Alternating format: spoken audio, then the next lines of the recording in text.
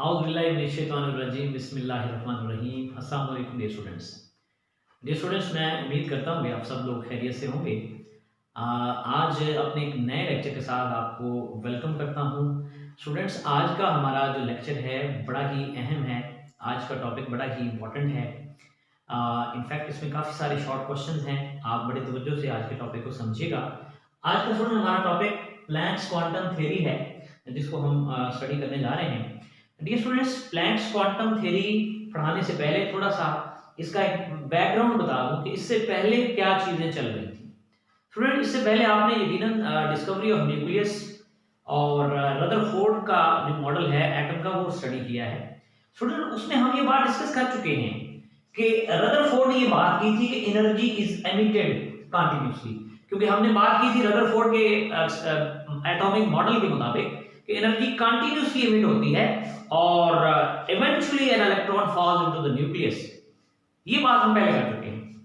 लेकिन फिर 90 में मैक्स कर्ल लॉडविग प्लांक्स, एक जर्मन फिजिसिस्ट था, इसने इस बात की तहकीक की और फिर इस बात के नतीजे पे पहुंचा कि बेसिकली इसने एमिशन और अब्जॉर्प्शन के बारे में बात की। इसने क्या कहा कि basically Planck's propose a quantum theory about emission and absorption of radiation.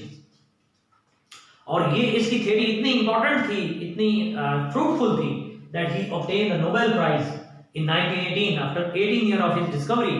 He obtained a Nobel Prize. और स्टूडेंट्स, इसने जो नोबेल प्राइज हासिल किया वो इसने एक स्पेसिफिक टर्म जो है वो इंट्रोड्यूस करवाई, जिसे हमने क्वांटा कहा है। स्टूडेंट, आप देखिए इस थ्योरी का नाम है प्लांक्स क्वांटम थ्योरी। अब आप सोच रहे होंगे कि क्वांटम से क्या बना है, तो चलिए स्टूडेंट हम इसको डिस्कस करते हैं कि what is meant bye quantum. हम इसको क्यों प्लांक्स क्वांटम थ्योरी को क्वांटम थ्योरी कहते हैं, इस बात को जो है वो सीखने के लिए हम चलते हैं। तो स्टूडेंट, बात ये है कि प्लांक्स क्वांटम थ्योरी, अब हमने देखना है कि what is meant by the word quantum. तो जरा देखिए स्टूडेंट, बात ये है कि इसने कहा कि ये क्वांटम क्या है। पहले मैं थोड़ा सा आपको ये बताता चलूं, what is meant bye quantum. Student, बात ये है, इसने कहा कि minimum amount of energy, minimum amount of energy can be, यानी कि वो एक स्पेसिफिक मिकदार एनर्जी की रख दी जो क्या हो सकती है, कैन बी एमिटेड और एब्जॉर्ब्ड। यानी कि एक फिक्स मिकदार में एनर्जी एमिट भी हो सकती है और अब्सॉर्ब भी हो सकती है। Minimum amount of energy can be emitted और absorbed, which is known as, जिसे स्टूडेंट हम क्या कहते हैं, which is known as quantum. इसे स्टूडेंट हम क्वांटम कहते हैं। वो मिकदार एनर्जी की जो एमिट या अब्सॉर्ब होगी उसे क्वांटम कहा गया। ये सिंगुलर है और इसका प्लूरल जो होता है students, that is called as quanta. और स्टूडेंट्स, क्वांटा के मानी अगर हम डिस्कस करें कि what is meant by the quanta, तो स्टूडेंट्स क्वांटा से मुराद होता है हाउ मच। इसका मतलब है ये एक मिकदार को जाहिर कर रहा है कि इतनी एनर्जी होगी तो वो एमिट भी होगी तो वो अब्सॉर्ब भी होगी। तो वो एनर्जी क्या है, यकीनन वो भी हम आगे चलते हैं। लेकिन स्टूडेंट्स, बात ये है कि इसने एक वैल्यू सेट कर दी, इसने एक अमाउंट बता दी और मिनिमम अमाउंट ऑफ एनर्जी इसने कहा जो एमिट या अब्सॉर्ब हो सकती है, उसको इसने क्वांटम कहा। और क्वांटम का प्लूरल क्वांटा है और इसका मतलब है हाउ मच। तो स्टूडेंट, सबसे पहले अब हम इस थ्योरी के इंपॉर्टेंट पॉइंट्स की तरफ चलते हैं और वो इंपॉर्टेंट पॉइंट्स इस थ्योरी के पोस्टुलेट्स हैं। तो स्टूडेंट, वन बाय वन मैं आपके साथ इन पोस्टुलेट्स को डिस्कस करूंगा। देखिए स्टूडेंट्स, बात ये है कि सबसे जो पहला पोस्टुलेट और सबसे इंपॉर्टेंट फंडामेंटल पोस्टुलेट इस थ्योरी का है वो स्टूडेंट ये है कि एनर्जी इज एमिटेड और absorbed in discontinuous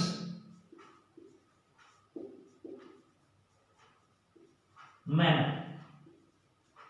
तो पहली तो स्टूडेंट बात ये है कि जो इंपॉर्टेंट चीज है, उसने कहा कि एनर्जी जो है वो अमिट होगी और अब्सॉर्ब होगी कंटीन्यूअस मैनर में नहीं, बल्कि कौन से मैनर में? डिसकंटीन्यूअस मैनर में। इसका मतलब है इसने रदरफोर्ड से अपोजिट बात की। इसने कहा कि एनर्जी विल बी एमिटेड और absorb in discontinuous manner and, बल्कि इन द फॉर्म ऑफ, ये एनर्जी एमिट या अब्सॉर्ब होगी in the form of packets. ये एनर्जी ऐसे नहीं एमिट होगी, ये in the form of packets emit होगी, नोन एज, क्या बोलेंगे पैकेट्स को? Known as quanta. इन पैकेट्स को स्टूडेंट्स हम क्वांटा कहते हैं। इन केस ऑफ लाइट, अगर ये जो लाइट है, यानी जो एनर्जी एमिट या अब्सॉर्ब कर रही है, in case of light it is known as, क्या बोलते हैं इसे students? It is known as photon. तो ये फोटो स्टूडेंट्स आप जानते हैं, फोटोन ये फोटो से निकला है और फोटो का मतलब होता है लाइट। तो students in case of light that packet of energy will be known as photon. इसका मतलब है स्टूडेंट्स एनर्जी जो है वो अमिट ऐसे नहीं हो जाती। हमने कहा कैसे होती है? एनर्जी इज एमिटेड और absorbed in the form of packets and that those packets are known as quanta, but in case of light that is basically known as photon. तो ये स्टूडेंट हमारे पास देखिए, आप इस बात को समझने के लिए हम कोई एग्जांपल डिस्कस करते हैं ताकि आपको ये बात आसानी से ये आप बात समझ सकें। स्टूडेंट बात ये है कि सपोज करते हैं हमारे पास, आपके पास ये बाउल है और आपने इसमें बहुत सारी चिप्स बना के रखी हुई हैं और आप जो है वो इनको खाना चाहते हैं बैठ के, और ये चिप्स हैं हमारे पास। मैं अब इन चिप्स को एनर्जी, क्योंकि इन्होंने ये एनर्जी प्रोवाइड करती हैं बायोलॉजिकल, हमारी बॉडी को कैलोरीज ऑफ एनर्जीज हमें प्रोवाइड करती हैं। तो स्टूडेंट्स ये हमारे पास आप कह लेंगे ये एनर्जी है, ठीक है। अब बात ये है कि वो कहता है कि रदरफोर्ड ने ये बात की कि एनर्जी जो है वो बस ऐसे ही रिलीज हो जाती है डिसकंटीन्यूअस मैनर में, कंटीन्यूअसली, ये इधर इधर इधर इधर, ये इधर इधर, मतलब डिसकंटीन्यूअस मैनर में ये इधर रिलीज होती रहती है। लेकिन जो बात हम करेंगे प्लांक्स क्वांटम थ्योरी की, तो हम ये कहेंगे कि जब ये एनर्जी एमिट होगी तो ऐसे नहीं, बल्कि एक पैकेट की फॉर्म में होगी, और ये जो पैकेट है स्टूडेंट्स, इसमें फिक्स अमाउंट ऑफ एनर्जी होगी, यानी इसमें दो चिप्स हैं। इसी तरह इधर आ जाते हैं, ये भी हमारे पास एक पैकेट है, इस पैकेट के अंदर भी दो चिप्स हैं। इसका मतलब है स्टूडेंट्स, अगर अब आप यहां से चिप्स उठाएंगे तो वो एक पैकेट की फॉर्म में, और उस पैकेट में कितनी चिप्स होंगी? दो। इसका मतलब है जब चिप्स यहां से बाहर निकलेंगी पैकेट की सूरत में, कितनी चिप्स आएंगी बाहर? दो। अगर आप यहां से एक पैकेट उठाते हैं और फिर आपका दिल चाहता है अभी खाना नहीं चाहते आप, तो यकीनन ये ही एनर्जी अब्सॉर्ब होगी। वो किस फॉर्म में? वो भी पैकेट के फॉर्म में। तो इसका मतलब है यहां पर ये बात इसने की कि एनर्जी इज एमिटेड। अब ये जो पैकेट्स हैं, इस एक पैकेट को क्या कहता हूं मैं? इस एक पैकेट को मैं कहता हूं क्वांटम। ये packet of energy called quantum. और ये तमाम तीनों पैकेट्स को मैं क्या बोलूंगा भला? ये सारे स्टूडेंट जो पैकेट हैं ये क्या कहलाएंगे भला? All these packets will be known as a quantum. तो ये थी बेसिक्स ऑफ दिस थ्योरी कि इसने जो एनर्जी एमिट या अब्सॉर्ब होनी है उसको इसने कहा कि डिसकंटीन्यूअस मैनर में होगी, और वो इन द फॉर्म ऑफ क्वांटा होगी। और वो क्या है स्टूडेंट्स? दो आर द एनर्जी पैकेट्स। और देखिए बड़ी मजेदार बात कि ईच क्वांटा या ईच क्वांटम मैं कह लेता हूं has fixed amount of energy, has fixed amount of energy, यानी कि हर क्वांटा की जो एनर्जी होगी स्टूडेंट्स वो क्या होगी, दैट विल बी फिक्स्ड, वो सेम होगी, वो कांस्टेंट होगी। ये बात आप याद रखिएगा, वो चेंज नहीं होगी, उसकी fix amount of energy emit भी होगी और अब्सॉर्ब भी होगी। और फिर बेटे जो नेक्स्ट पॉइंट है, एनर्जी एमिट और अब्सॉर्ब यकीनन क्वांटा की फॉर्म में होगी। और फिर बेटे हमारे पास इसमें पोस्टुलेट बुक में बनाया गया है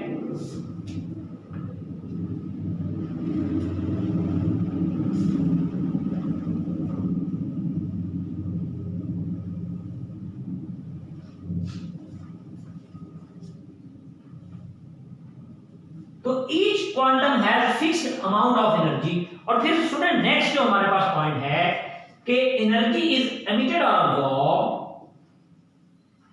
एनर्जी इज एमिटेड और एब्सॉर्ब किस फॉर्म में students, in the form of quanta. ये थर्ड पोस्टुलेट है कि एनर्जी एमिट भी होगी और अब्सॉर्ब भी होगी। हमने कहा किस फॉर्म में, क्वांटा के फॉर्म में, जैसे मैंने ऊपर डायग्राम बनाई एग्जांपल देने के लिए, यकीनन ये डायग्राम समझने के लिए बनाई। फिर स्टूडेंट इसका जो नेक्स्ट पोस्टुलेट है, बड़ा इंपॉर्टेंट पोस्टुलेट है कि student energy of the quanta, energy of a quanta is associated, energy इसकी एसोसिएट करती है किसके साथ students, is associated with its frequency, यानी कि एनर्जी जो है वो एसोसिएट करती है फ्रीक्वेंसी के साथ by following relation, by following equation, यानी कि इस इक्वेशन से इसकी एनर्जी और इसकी फ्रीक्वेंसी आपस में स्टूडेंट्स रिलेट करते हैं।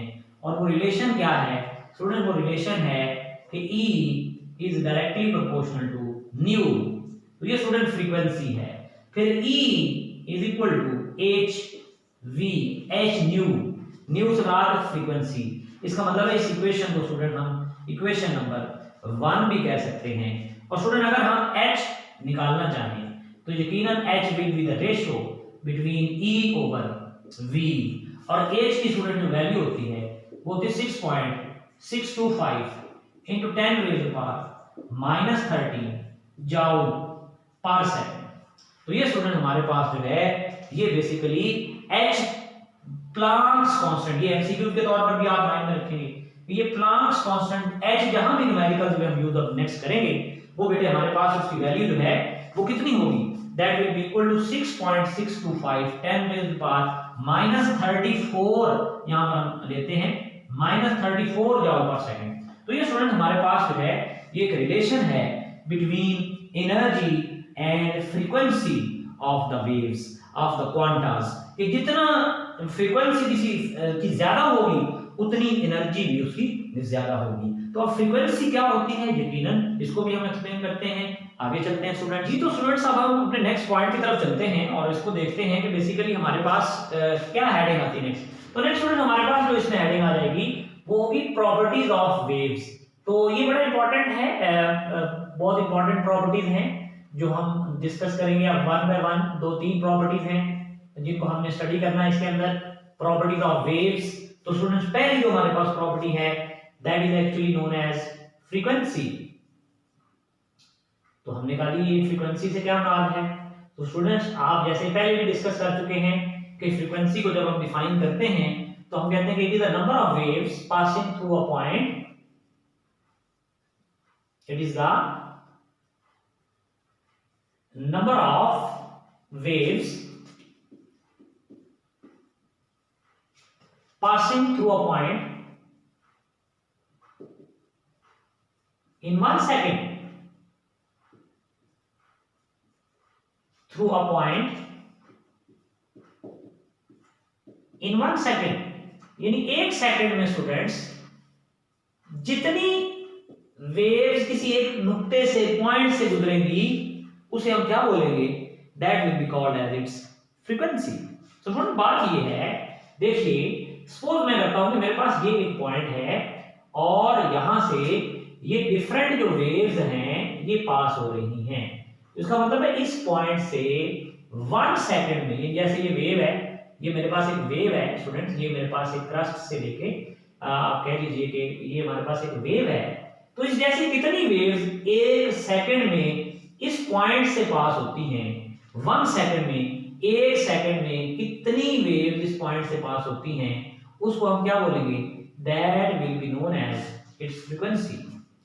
फ्रीक्वेंसी स्टूडेंट्स, इसके अगर हम यूनिट्स की बात करते हैं तो स्टूडेंट्स फ्रीक्वेंसी के काफी सारे यूनिट्स हैं, जैसे स्टूडेंट्स साइकिल पर सेकंड है, या सिंपली हम इसे पर सेकंड भी कह लेते हैं, या स्टूडेंट हम इसे हर्ट्ज कह लेते हैं, या स्टूडेंट, और ये जो हर्ट्ज होता है, एक्चुअली हर्ट्ज जो है, 1 हर्ट्ज जो है that is equal to 1 cycle per second. ये स्टूडेंट 1 साइकिल पर सेकंड के इक्वल होता है।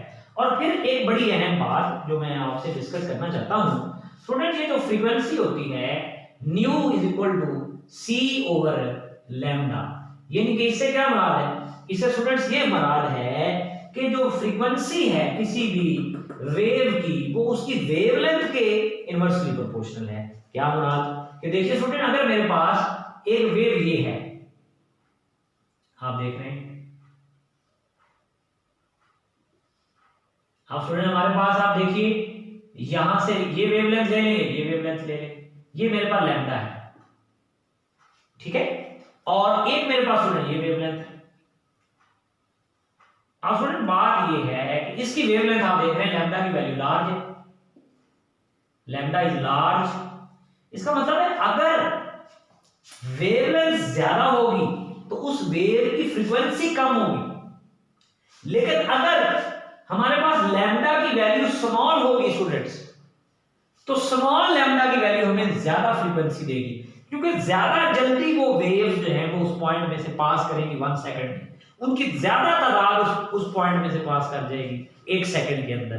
तो इसलिए स्टूडेंट्स हम ये कहते हैं कि जो फ्रीक्वेंसी ऑफ द वेव है that is inversely proportional to the wavelength. बात क्लियर होगी आपको? इसी तरह से अब हमारे पास इक्वेशन नंबर 1 आपने देखी थी कि स्टूडेंट्स E जो है that is equal to h nu, ये इक्वेशन नंबर 1 थी। अब देखिए हम इसके अंदर ये बात कर सकते हैं कि पुटिंग द वैल्यू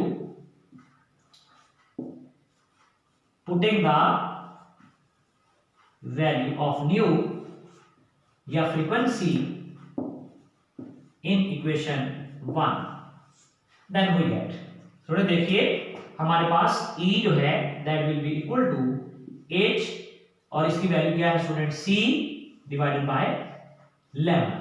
तो ये स्टूडेंट हमारे पास एक और इक्वेशन बन गई।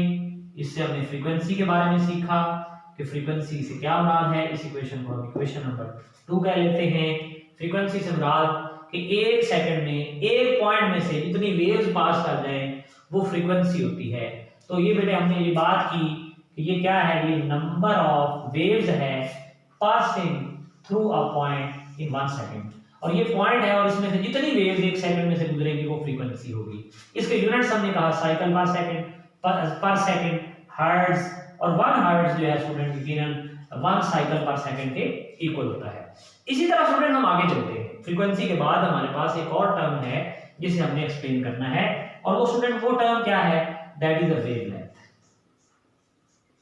इसको बड़े गौर से समझिएगा कि वेवलेंथ से क्या मुराद है, वेवलेंथ क्या होती है, इसको बड़ी तवज्जो से डिस्कस करना है हमने।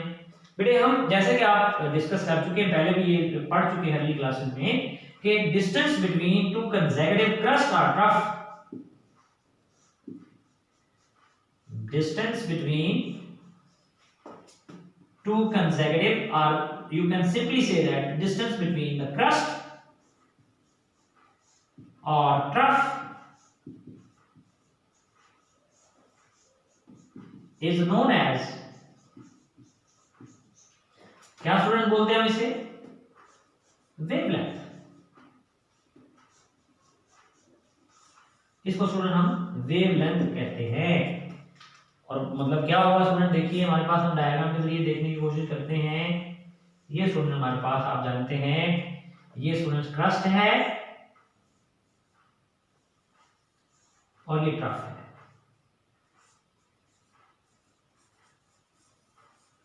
इसी तरह से एक ये क्रस्ट है और ये ट्रफ है आगे चल के। अब यहां से यहां तक अगर हम डिस्टेंस फाइंड करें that will be called as lambda. तो ये स्टूडेंट लैम्डा कहलाता है। और ये क्या होता है lambda? That is a wavelength. अब वेवलेंथ के काफी सारे यूनिट्स हैं, हम एंगस्ट्रॉम ले लेते हैं, जैसे 1 एंगस्ट्रॉम, ये एमसीक्यू में 1 angstrom is equal to 10 raise to power -10 metre. हमारे पास नैनोमीटर ले लेते हैं हम, जैसे 1 नैनोमीटर जो होता है students that is equal to 10